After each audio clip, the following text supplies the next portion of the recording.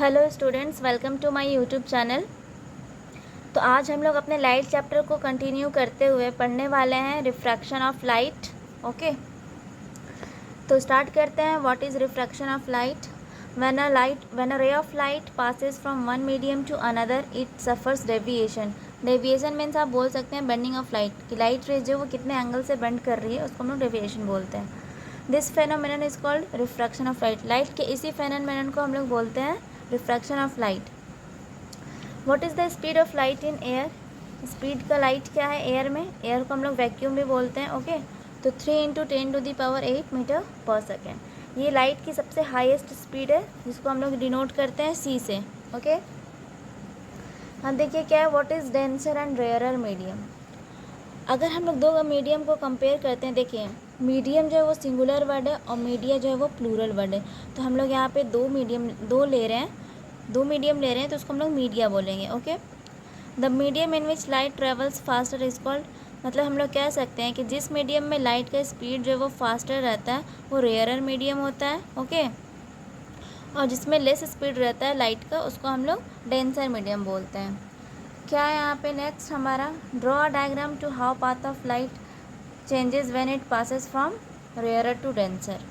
Okay, अब यहाँ पे हम लोग को क्या करना है, डायग्राम ड्रॉ करना है, पाथ को दिखाना है लाइट का। तो मेरा पहला क्या है, रेयरर टू डेंसर। ओके, तो यहाँ पे देखिए आपका ये जो ऊपर वाला है वो रेयरर मीडियम है और ये जो लाइन के नीचे वो मेरा डेंसर मीडियम है।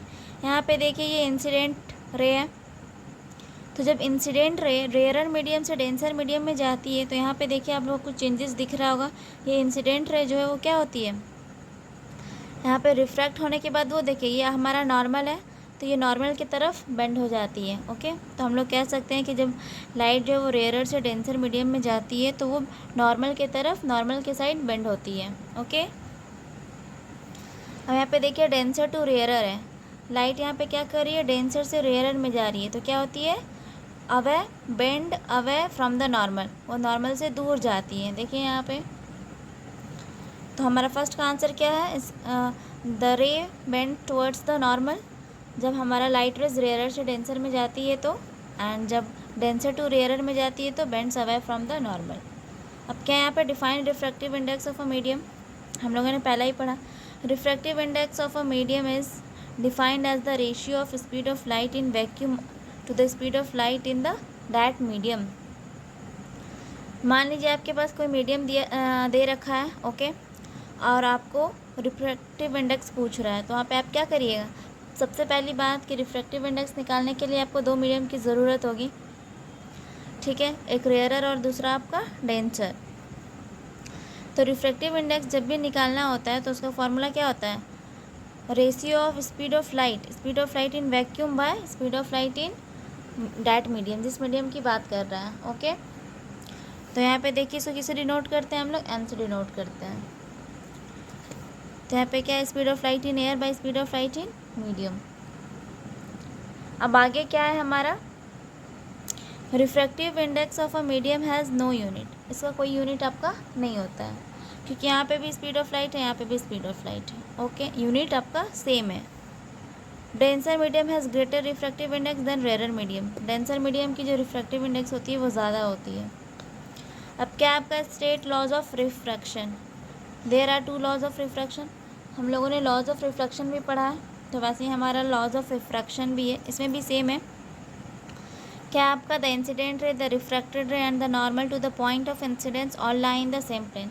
ये जो आपका फर्स्ट लॉ है वो एकदम सेम टू सेम है लॉज ऑफ रिफ्रैक्शन के जैसा। ओके, सेकेंड पॉइंट क्या है आपका, सेकेंड लॉ क्या है आपका, स्नेल्स लॉ। इसमें क्या होता है, the ratio of sine of angle of incidence, जिसको हम लोग साइन आई से डिनोट करते हैं। The ratio of sine of angle of incidence, जिसको हम लोग एंगल ऑफ इंसिडेंस को साइन आई से डिनोट करते हैं, और हमारा जो एंगल ऑफ रिफ्रैक्शन होता है उसको साइन आर से डिनोट करते हैं। Okay, is always constant for a given pair of media, वो क्या होता है, कांस्टेंट होता है। तो यहाँ पे आप लोग देखिए, sine i by sine r is equals to constant, ये आपका स्नेल्स लॉ है, ये आपको एग्जाम में पूछता है, तो इसको आप लोग याद रखिएगा। यहाँ पे क्या है, what is the angle of incidence of a normally incident ray, तो क्या होता है, ज़ीरो होता है। ओके आपको याद रखना है कि जो इंसिडेंट रे होता है, जब नॉर्मली इंसिडेंट रे की बात की जाए तो उसका जो एंगल होता है वो आपका 0 होता है। अब यहाँ पे क्या है, write the characteristics of image formed by a plane mirror, तो ये हम लोगों ने पहले ही पढ़ रखा है।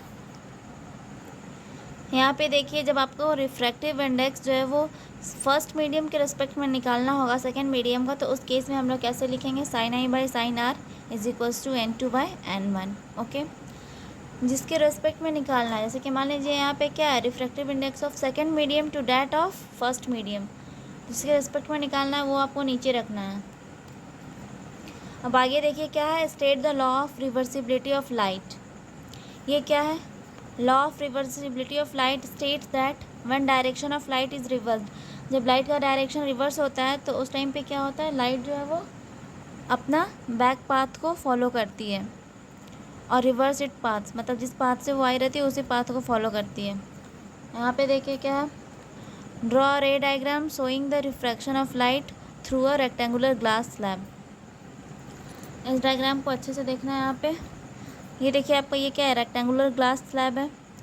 यहाँ पे आपका ये जो है ग्लास के ऊपर जो है आपका वो क्या है, रेयरर मीडियम है, और ग्लास ये आपका सिर्फ डेंसर मीडियम है, बाकी आपका सब रेयरर मीडियम है।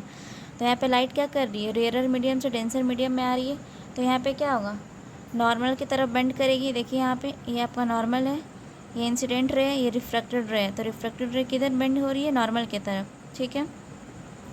फिर यहाँ पे क्या हो रहा है, फिर यहाँ पे एक नॉर्मल ड्रॉ करेंगे, ये आपका जो रिफ्रैक्टेड रे है यहाँ पे फिर से हिट करेगी, और फिर से वो क्या होगा, ग्लास स्लैब से बाहर निकलेगी। तो यहाँ पर डेंसर से रेयरर में जा रही है, तो क्या होगा, बेंड्स अवे द नॉर्मल, और यहाँ पे जो आपका रे रहेगा वो कौन सा रे रहेगा, इमर्जेंट रे रहेगा। ओके, तो ये डायग्राम समझ में आ गया। अब आगे देखिए क्वेश्चन कैसे आ सकता है, define refraction of light, state the laws of refraction, draw ray diagram showing the path of light through a glass slab. ऐसे भी ये भी क्वेश्चन आ सकता है।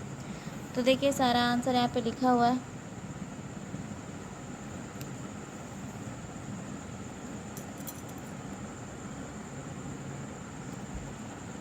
देखिए यहाँ पे क्या है, refraction of light by a prism, ये एक तरह से एक्टिविटी है, ये आपको स्कूल में करवाया जाएगा।